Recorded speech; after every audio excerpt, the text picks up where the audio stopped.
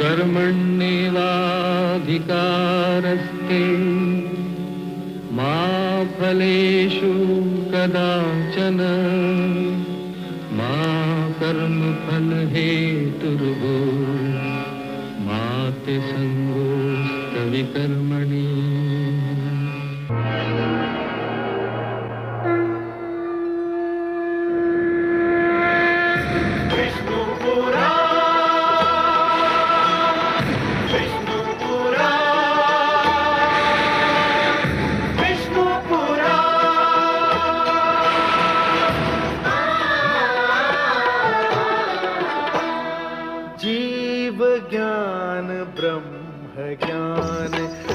श्री विष्णु पुराण ओम की कथा महान। जय श्री विष्णु पुराण विष्णु पुराण विष्णु पुराण विष्णु पुराण। प्रगटे कब तीन लोक पृथ्वी जल वायु गगन प्रकृति कब ज्योत अगन। इस पुराण में है निहित जप तप और योग ध्यान। विष्णु पुराण विष्णु पुराण विष्णु पुराण। मैं मां हूं, धरती मां। ध्रुव मेरे श्रेष्ठ और प्रिय पुत्रों में से एक है, जिसने मानव समाज को यह संदेश दिया है कि भक्ति के बिना कर्म अधूरा है और कर्म के बिना भक्ति अधूरी है। कर्म में भक्ति का समावेश हो जाए तो भगवान विष्णु को अपने कृपा द्वार खोलते देर नहीं लगती। अटल विश्वास, दृढ़ संकल्प, अटूट निश्चय क्या नहीं कर सकता। ध्रुव के रूप में मुझे मानव शक्ति की पहली झलक देखने को मिली। कितना आश्चर्यजनक है यह सत्य कि एक छोटे से बालक ने भगवान विष्णु को धरती पर आने पर विवश कर दिया। मुझे अनुमान हुआ कि मानव चाहे तो क्या नहीं कर सकता, परंतु क्या भगवान का धरती पर आ जाना ही पर्याप्त है, या उनके धरती पर आने से जो प्रकाश फैलता है उसे अपने मन में समेट लेना भी आवश्यक है। लगता है कि ध्रुव को इतने पर भी संतोष नहीं है। उसे उसका घर, उसका स्थान मिल गया, वो कुछ और भी चाहता है।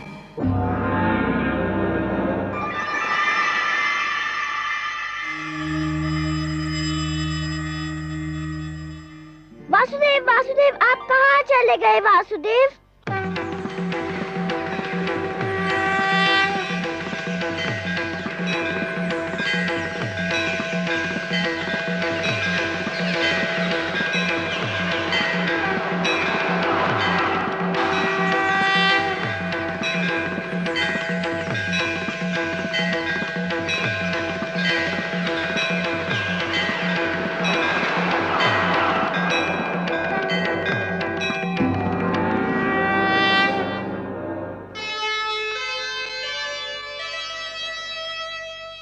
नन्हा सा ध्रुव हो गया, ऐसा भक्त महान, शक्ति दिखाई भक्ति ने, प्रगट हुए भगवान।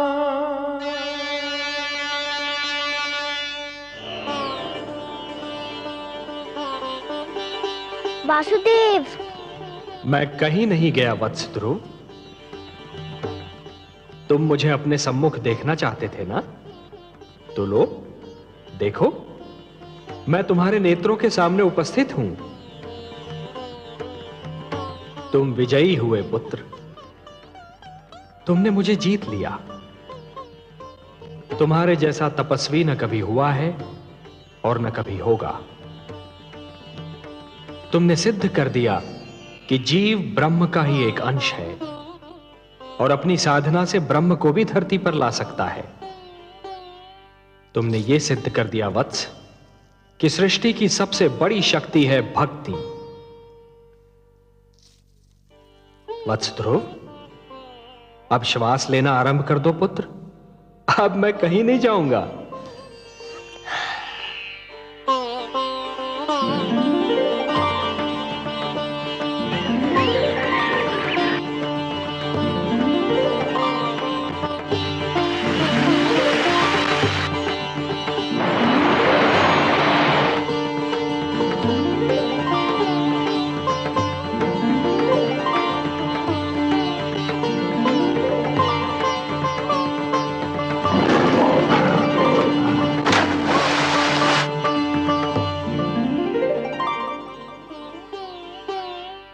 तुम मुझसे मिलना चाहते थे, मैंने तुम्हारी इच्छा पूर्ण कर दी। अब अपने माता पिता के पास लौट जाओ। नहीं भगवान नहीं, अभी मैं नहीं जाऊंगा। क्यों वत्स? भी तो मुझे आपसे बहुत सी बातें करनी है, बहुत से प्रश्न पूछने हैं। प्रश्न? मुझसे? भला ऐसे कौन से प्रश्न हैं तुम्हारे मन में? मुझे बताइए प्रभु कि मेरी छोटी माता मुझे अपना पुत्र क्यों नहीं मानती? उन्होंने मेरी माताश्री को दासी क्यों कहा? उन्होंने मुझे मेरे पिताश्री की गोद से क्यों उतारा? मेरे पिताश्री ने छोटी माता को रोका क्यों नहीं? बताइए भगवान। अरे अरे अरे अरे अरे, इतने सारे प्रश्न एक साथ? अच्छा ये बताओ कि सबसे पहले तुम किस प्रश्न का उत्तर चाहते हो? मुझे मेरे पिताश्री की गोद से क्यों उतारा गया? अच्छा, तो इस प्रश्न ने तुम्हें सबसे अधिक व्याकुल किया है? हाँ भगवान। मेरे निकट आओ।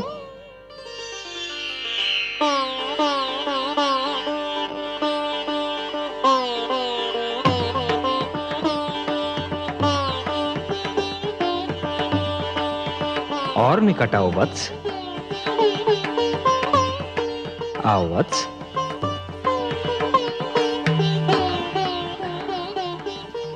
मेरी गोद में बैठ जाओ।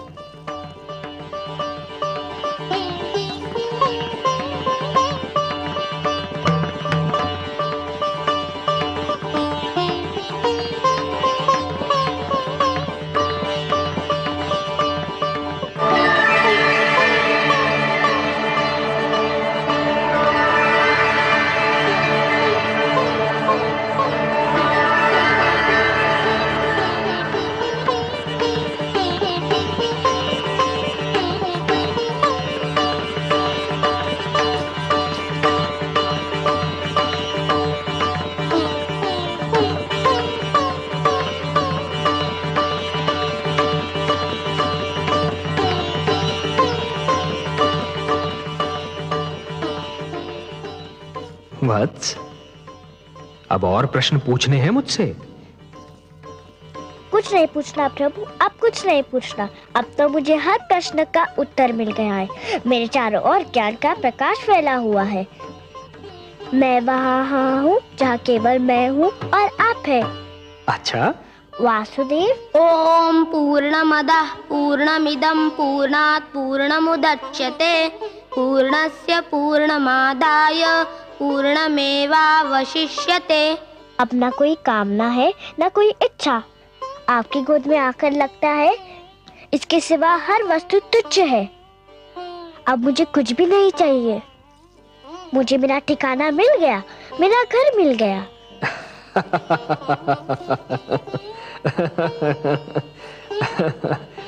नहीं वत्स, मेरी गोद तुम्हारा ठिकाना नहीं, तुम्हारा घर नहीं। तुम्हारा घर तो वो कर्म भूमि है जिसका नाम है जीवन, संसार। भक्ति से तुमने मेरा मन जीत लिया, अब कर्म के माध्यम से तुम्हें परिवार का मन जीतना है। अपने परिवार की सेवा करके एक पुत्र धर्म को निभाना है। अपनी प्रजा को न्याय पर आधारित शासन देना है तुम्हें, कि फिर किसी बालक को अपने पिता की गोद से उतारा न जाए, मेरी खोज में यूं भटकना न पड़े।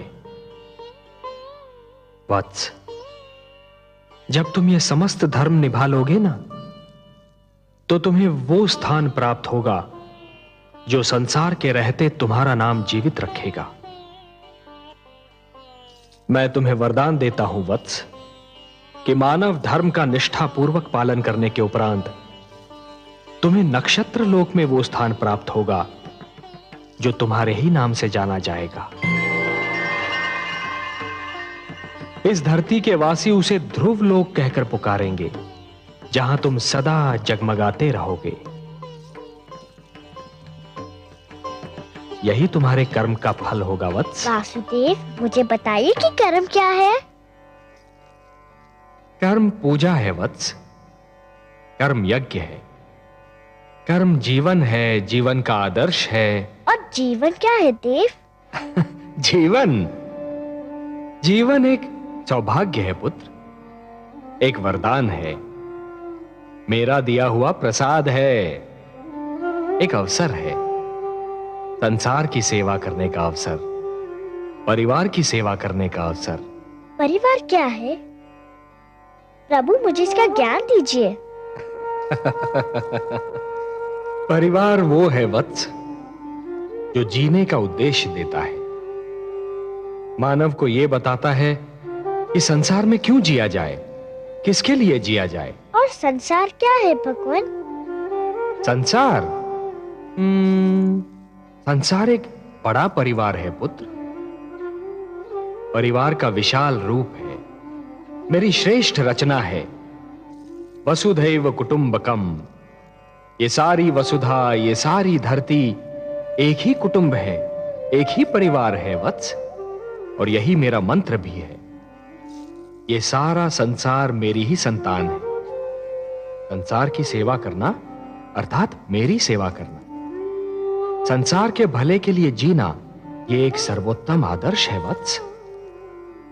ध्रुव, परंतु संसार के भले के लिए मर जाना, ये वो महान कार्य है जो प्राणी को मरकर भी अमर बना देता है। वत्स, जीवन की कर्म भूमि तुम्हें पुकार रही है वत्स। तुम्हारा परिवार तुम्हारी राह देख रहा है। जब तुम अपने परिवार का कल्याण करोगे, तभी समाज का कल्याण होगा, और जब समाज का कल्याण होगा, तभी सारे संसार का कल्याण होगा वत्स। यही विधि का विधान है। जाओ वत्स, अपने कर्म की ओर बढ़ो, जीवन में उतरो, संसार में प्रवेश करो। यशस्वी भव, यशस्वी भव। प्रणाम वासुदेव, आपने मुझे धर्म, कर्म, जीवन, मृत्यु सबके अर्थ बता दिए। आपको कोटि कोटि प्रणाम। आयुष्मान भव पुत्र, आयुष्मान भव।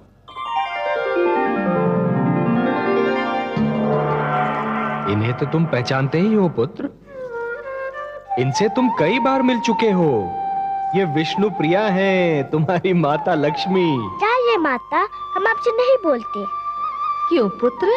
आप चाहती तो मुझे बहुत पहले भगवान विष्णु की गोद में बिठा देती तो आपका क्या बिगड़ जाता? मेरा कुछ नहीं बिगड़ता पुत्र, पर मैं माता हूं और तुम मेरे पुत्र। हर माता यही चाहती है कि उसका पुत्र महान बने। यदि मैं तुम्हें भगवान विष्णु की गोद में बिठा देती तो तुम वो ना बन पाते जो आज हो। अब तुम एक महान भक्त बन चुके हो। मैं तुम्हारी सहायता करती तो मैं महान कहलाती, तुम्हारी महानता छिपकर रह जाती। मेरे स्वामी का तो यही संकल्प है कि हर मानव का कल्याण हो। मैं भी उन्हीं का संकल्प पूरा कर रही थी। आप महान है माता। मैं समझ गया कि आपने क्या किया और क्यों किया। मैं आपके चरणों में शीश नवाता हूँ। मैं आपका उपकार कभी नहीं भूलूंगा। प्रणाम। नारायण नारायण।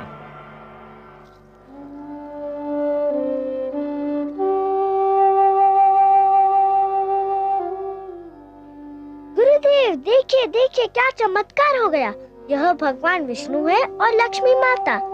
ये सब मुझसे मिलने आए हैं। ये सब आप ही के कारण हुआ, आप ही की कृपा से हुआ।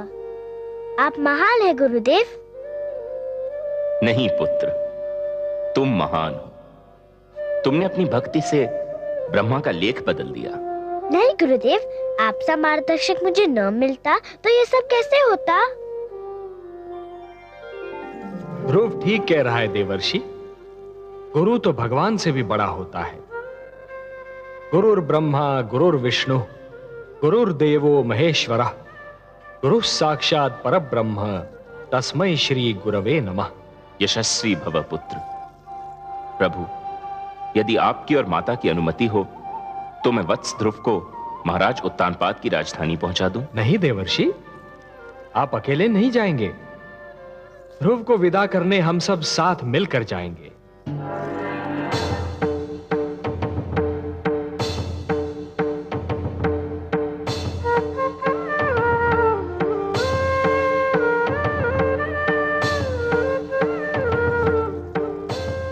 आइए माते।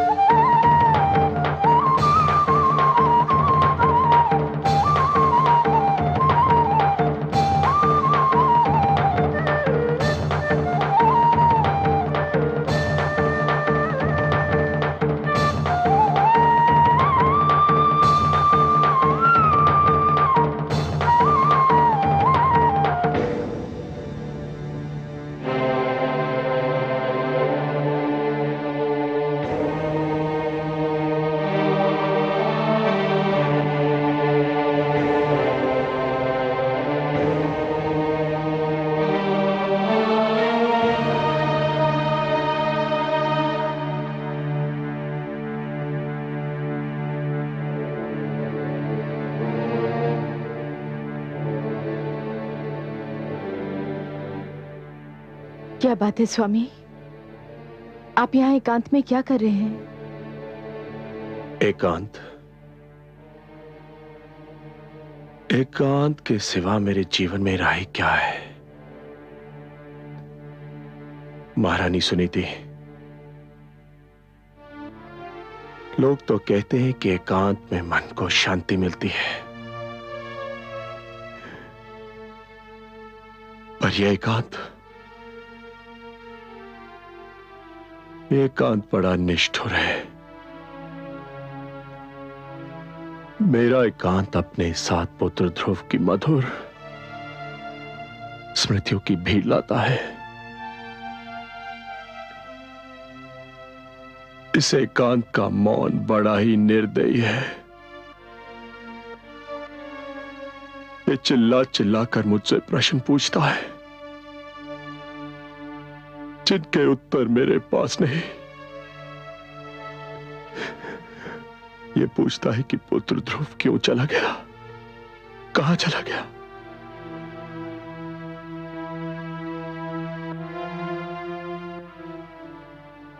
इस एकांत का हर जाता हुआ पल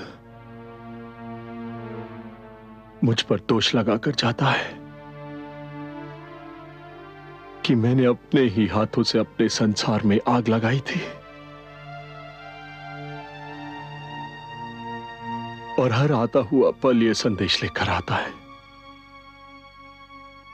कि ये एकांत ही मेरा दंड है।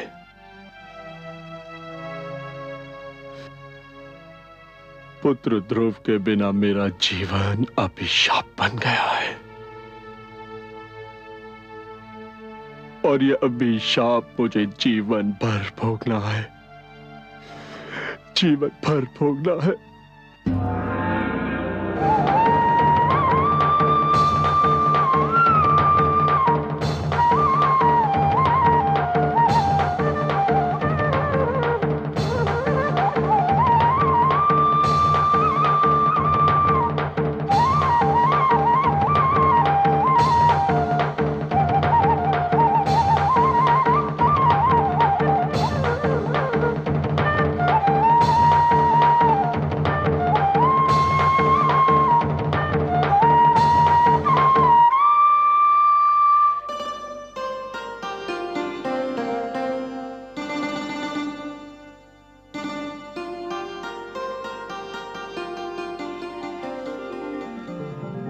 आयुष्मान भव पुत्र।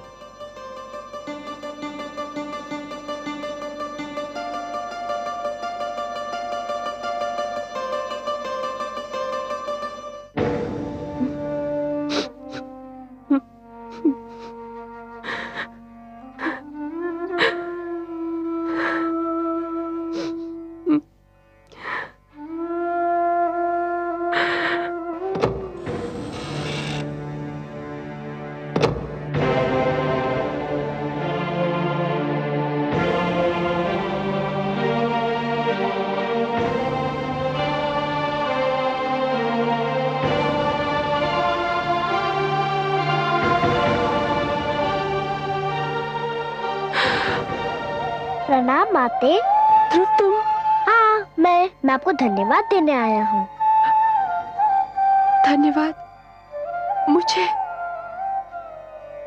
मैंने ऐसा कौन सा शुभ कार्य किया है कि तुम मुझे धन्यवाद देने आए हो? आपने जो मुझ पर उपकार किया। उपकार नहीं किया पुत्र, मैंने तुम पर अत्याचार किया है। अत्याचार किया है मैंने तुम पर। नहीं माते, आपने तो मुझ पर इतना बड़ा उपकार किया है कि मैं 100 जन्म आपकी सेवा करूं तब भी उसे चुका ना पाऊंगा। मत कहो मुझे माते, मत कहो। मैं इस पवित्र शब्द के योग्य नहीं हूँ। माता वो होती है जो अपने आंचल से संतान को सुख की छांव देती है, जिसका मन प्यार का भंडार होता है। मैंने तो तुमसे केवल घृणा की है, तुम्हें केवल दुख दिया है। मैं घृणा की पात्र हूँ, घृणा की पात्र हूँ।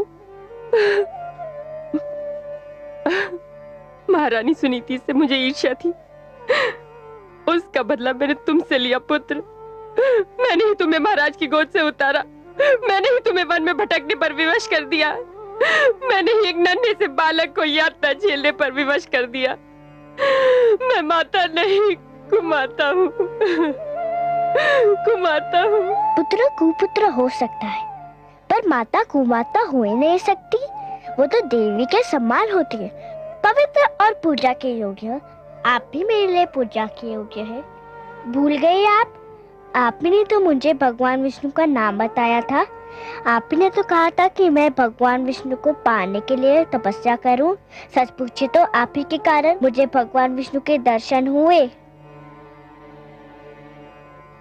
हे भगवान, जिस बालक के प्रति मैंने इतने अन्याय किए, वही आज मुझे अपनी महानता का कारण समझ रहा है। तुम महान हो पुत्र, तुम महान हो। क्या कर रही है माते? मुझे अपने चरण छू लेने दो पुत्र, कदाचित मेरे पापों का बोझ कुछ कम हो जाए। जिस दिन माता को पुत्र के चरण छूने पड़े, उसी दिन का नाम महाप्रलय होगा। मुझे अपने गले लगा लीजिए माते, मैं धन्य हो जाऊंगा। पुत्र, मेरा पुत्र ध्रुव,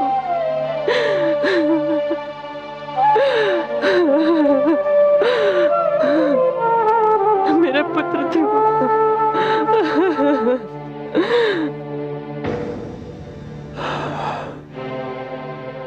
ये सब भाग्य का खेल है स्वामी। नहीं,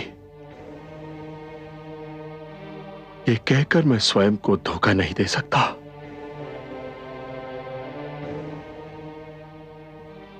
इन तर्कों से मेरे मन को शांति नहीं मिलती। यदि आज मैं पुत्र ध्रुव का मुख देखने को तरस रहा हूं, तो ये भाग्य का खेल नहीं, मेरे कर्मों का दुष्परिणाम है। जो कुछ भी हुआ मेरे ही तो कारण हुआ। मुझे तो लज्जा आती है अपने आप से, अपने इस जीवन से। ऐसा मत कहिए स्वामी, ऐसा मत कहिए। माना आज हमारा जीवन अंधेरी रात्रि है, किंतु रात्रि कोई भी हो, किसी न किसी ढंग से अवश्य ढल जाती है। कब ढलेगी ये रात्रि? कब होगी भोर? क्या सवेरा तब होगा जब नेत्रों की ज्योति मर चुकी होगी, जब प्राणों के दीपक बुझ चुके होंगे। ऐसा नहीं होगा महाराज, दुख के दिन बीत चुके हैं। तुम क्यों आई हो? तुम्हें देखते ही मुझे सब अशुभ घटनाएं याद आ जाती हैं। ये सत्य है महाराज, मैंने आज तक जो भी किया अशुभ ही किया। मैंने कभी आपको कोई शुभ समाचार नहीं दिया, किंतु आज मैं आपको शुभ समाचार सुनाने आई हूं महाराज। तुम और शुभ समाचार? बबूल के वृक्ष पर आम नहीं फलते सुरुचि। महाराज, भगवान विष्णु चाहे तो क्या नहीं हो सकता। ये देखिए। प्रणाम माते, प्रणाम पिताश्री। ध्रुव, मेरे लाल।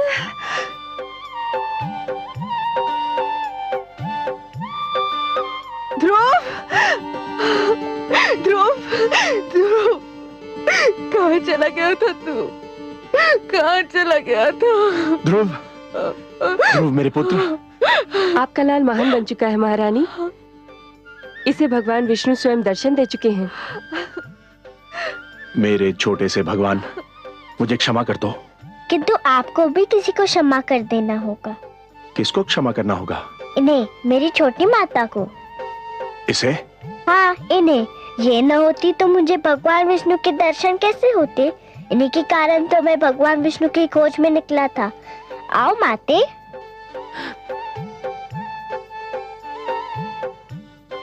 मुझे क्षमा कर दीजिए महाराज।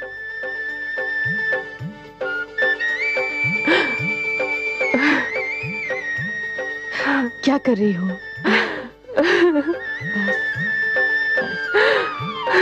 ध्रुव भैया, ध्रुव भैया।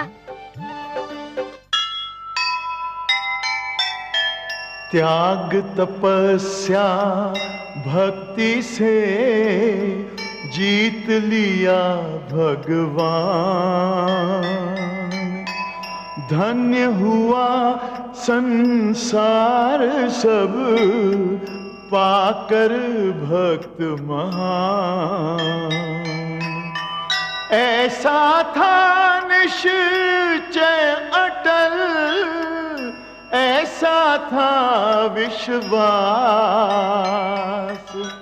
ध्रुव ऐसा तारा बना, चमक उठा आकाश,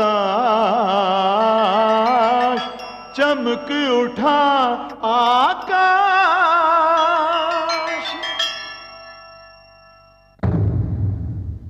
मैं मां हूं, धरती मां। तुमने देखा कि भक्ति में कितनी शक्ति है। तुमने देखा कि अपनी तपस्या और दृढ़ निश्चय के बल पर भक्त भगवान को भी जीत सकता है, भगवान को धरती पर आने को बाध्य कर सकता है। यह भक्त और भगवान के रिश्ते की कथा थी। विष्णु पुराण की कथा भगवान के अवतार की कथा है। भक्त को जैसे भगवान का ध्यान रहता है, वैसे ही भगवान को भी भक्त की चिंता रहती है। भगवान विष्णु ने माता लक्ष्मी से कहा था, परित्राणाय साधूनाम विनाशाय च दुष्कृताम धर्म संस्थापनार्थाय संभवामि युगे युगे। और अपने इस वचन को उन्होंने एक बार नहीं, बार बार निभाया।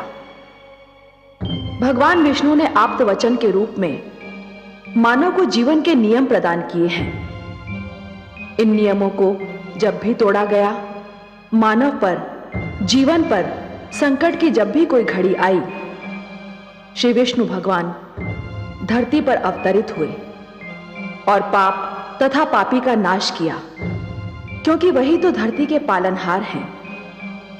नियम भी तो उन्होंने ही बनाए हैं, फिर वे कैसे सहन कर सकते हैं कि उनके नियमों को तोड़ा जाए।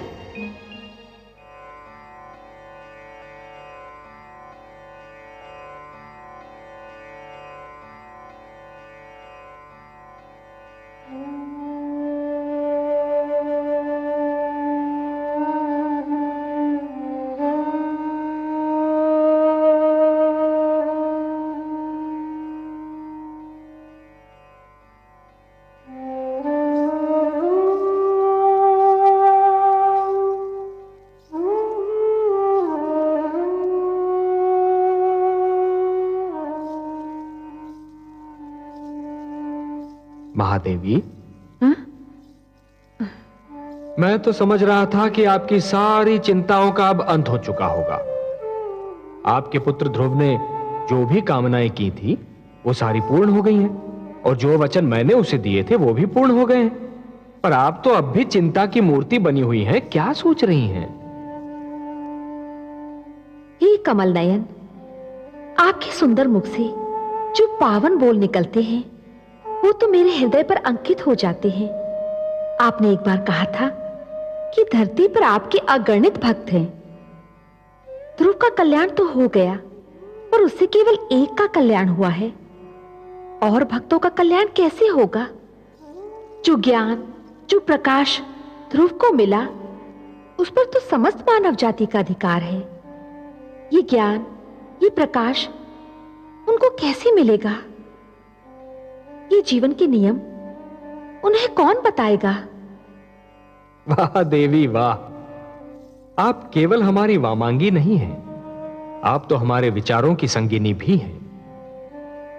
आपने अभी जो कहा वास्तव में चिंता का विषय है, और हम आपके आभारी हैं कि आपने इस चिंता को व्यक्त कर दिया।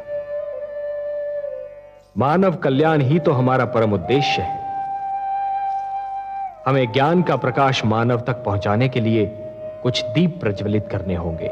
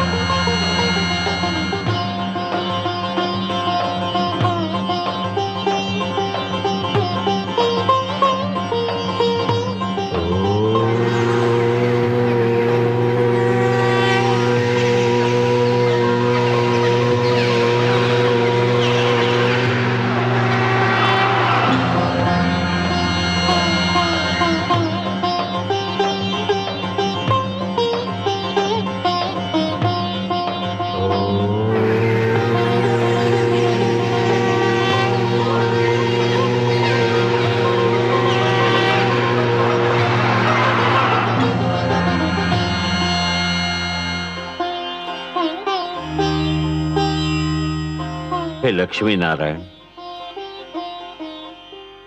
मेरे लिए क्या आदेश है? आज आपकी सभा में कुछ नवीन, अति सुंदर और महातेजस्वी पात्र दिखाई दे रहे हैं प्रभु, जिनके आज से पहले अभी दर्शन नहीं हुए। हे ब्रह्मा, ये आप्त वचन है, मेरी वाणी है। ये सारे ज्ञान के स्वरूप हैं। ज्ञान जो निश्चल होता है, पवित्र होता है, एक बालक के समान, और इसीलिए इन्हें बाल स्वरूप प्राप्त हुआ है। ब्रह्मा जी, विधाता को अपना परिचय दीजिए।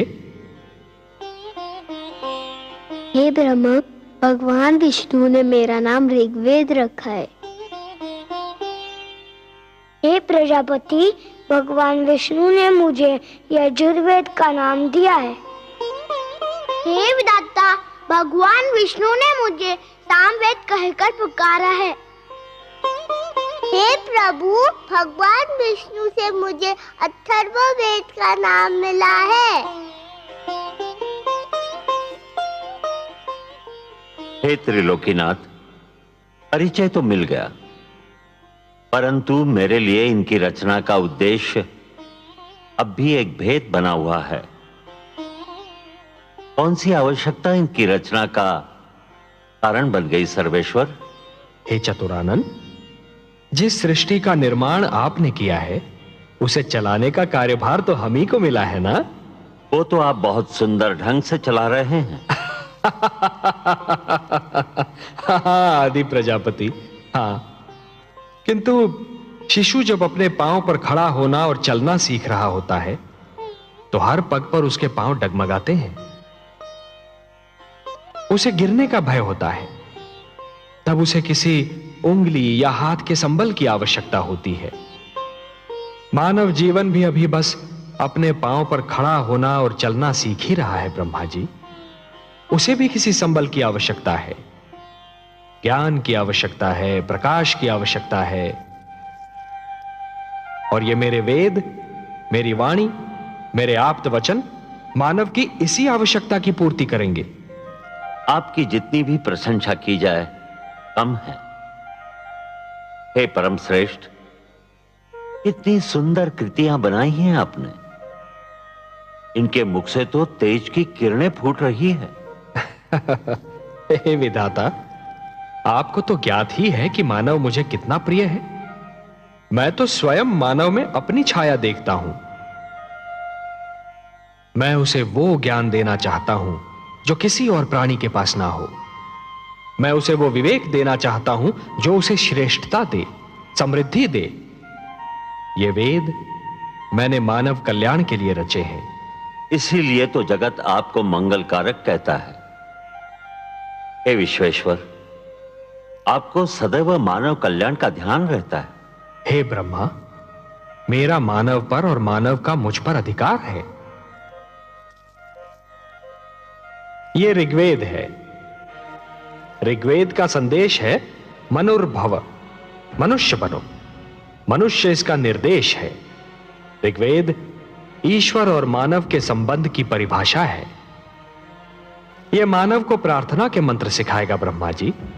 आप तो स्वयं दयामय हैं प्रभु, प्रार्थना और पूजा की आवश्यकताओं से परे। हे सर्वशक्तिमान, प्रार्थना का आपके लिए क्या महत्व है? हे ब्रह्मा, प्रार्थना का महत्व मेरे लिए नहीं है। प्रार्थना का महत्व तो मानव के लिए है, क्योंकि प्रार्थना झुकना सिखाती है। जिस प्रकार वृक्ष की डाली फलों से लद जाने पर झुक जाती है, उसी प्रकार जब मनुष्य को ज्ञान और समृद्धि मिले तो उसे झुक जाना चाहिए। जो सिर झुकता नहीं, उस सिर में अहंकार अपना डेरा डाल देता है। ऋग्वेद मानव को अहंकार से बचाएगा। ऋग्वेद मानव को यह सिखाएगा कि सिर किसके आगे झुकाना चाहिए और कैसे झुकाना चाहिए। आप सच्चिदानंद हैं, सत हैं, चैतन्य हैं, चित हैं और आनंद स्वरूप हैं। आपके विचार भी आप ही की भांति आनंददायक हैं नीलकांत। मुझे शेष वेदों की महानता से भी अवगत कराने की कृपा करे प्रभु। ये यजुर्वेद, ये मानव को यह बताएगा कि मैं यज्ञ में निवास करता हूं। हे सृष्टि रचयिता, जीवन का दूसरा नाम है कर्म। जब कोई कर्म दूसरों की भलाई के लिए किया जाता है तो उसे यज्ञ कहते हैं। यज्ञ परोपकार का दूसरा नाम है और परोपकार दूसरों की भलाई करने का सर्वोत्तम गुण है। हे ब्रह्मा, जैसे एक रस्सी के बिना जल से भरा हुआ डोल कुएं से बाहर नहीं आ सकता, वैसे ही यज्ञ के बिना मानव जीवन भी अज्ञान के अंधकार से ज्ञान के उजाले में नहीं आ सकता। और यही संदेश देगा मानव को यह यजुर्वेद। मुझे सामवेद का ज्ञान भी दीजिए प्रभु। सामवेद? हे ब्रह्मा, आपकी सृष्टि के कण कण में संगीत बसा है। संगीत जो मन को मुग्ध कर देता है। संगीत कोयल की कूक में भी है और पपीहे की पुकार में भी, नदी की लहरों में भी है और झरने के बहाव में भी। आत्मा को परमात्मा की झलक मिलते ही मन में राग अनुराग का जो सोता फूट पड़ता है, उसी का मधुर संगीत है ये सामवेद। संगीत ज्ञान का भंडार है ये सामवेद। और यह अथर्ववेद। हे आदि प्रजापति, आप तो जानते हैं कि धरती पर सूर्य अपने संग एक नवीन दिन के साथ साथ एक नवीन समस्या, एक नवीन कठिनाई भी लाता है। और मानव जीवन की प्रगति के लिए यह आवश्यक भी है कि वह समस्याओं को सुलझाता रहे, कठिनाइयों से लड़ता रहे। यह अथर्ववेद मानव को धरती पर पैर जमाने का पाठ पढ़ाएगा, उसके मन और शरीर को आपत्तियों विपदाओं से बचना सिखाएगा और समस्याओं को सुलझाने का मार्ग दिखाएगा। हे सर्वेश्वर, ये वेद पाकर तो मानव धन्य हो जाएगा, वो श्रेष्ठ हो जाएगा। आप धन्य हैं प्रभु, धन्य हैं। अपने आप्त वचन के रूप में संसार को यह अनुपम भेंट दे रहे हैं। हे ब्रह्मा, यदि मानव ने इन वेदों की रक्षा की तो ये वेद भी मानव की रक्षा करेंगे। धर्मो रक्षति रक्षिता। मैं चाहता हूं कि मेरी वाणी को सुरक्षित रूप से आप मानव जाति तक पहुंचा दें।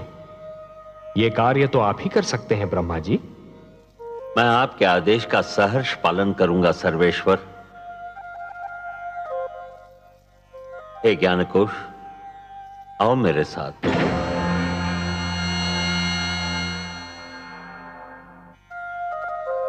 हे कमल नयन, अपनी वाणी को मानव तक पहुंचाने का कार्य तो स्वयं आप भी कर सकते थे, फिर यह कार्य ब्रह्मा को क्यों सौंपा? महादेवी, मेरी वाणी में तो जीवन का वरदान है, मानव संस्कारों का समावेश है, परंतु सृष्टि के निर्माता तो ब्रह्मा ही है ना। मानव को जन्म उन्होंने ही दिया है, इसीलिए मेरी वाणी के वरदान और संस्कार मानव जाति तक केवल ब्रह्मा ही पहुंचा सकते हैं। आप जो भी करते हैं मानव कल्याण के लिए ही करते हैं।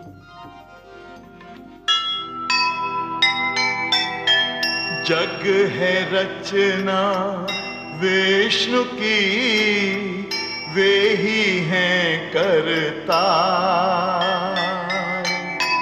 सबकी है चिंता उन्हें, वे हैं पालनहार।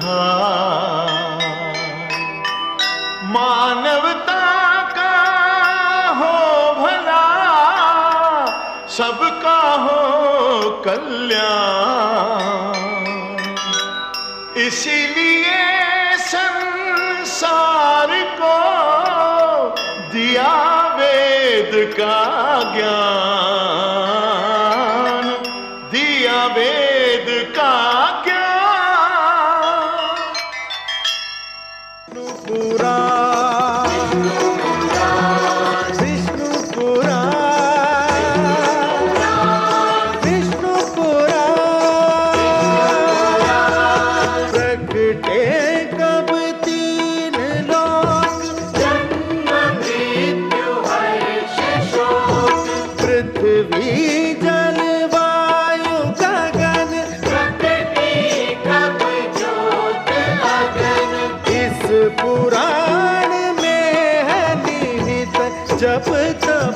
और